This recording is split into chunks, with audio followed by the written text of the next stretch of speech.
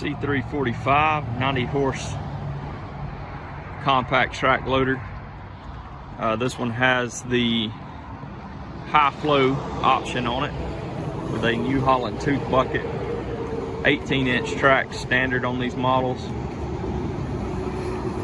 It's got the super boom vertical lift. It'll reach up to just over 11 feet.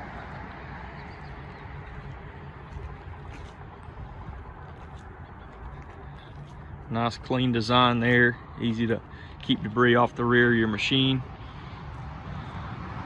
Very, very stout lift capacity at 4,500 pounds, rated at 50% tip over.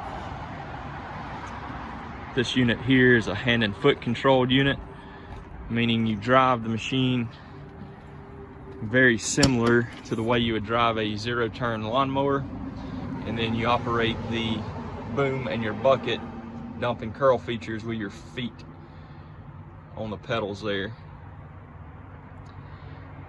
Excellent visibility. They've recently included a standard 8-inch LCD display that will have a built-in rear view camera to further help with the visibility inside the machine. Check us out, Franklin Tractor, Cartersville, Georgia.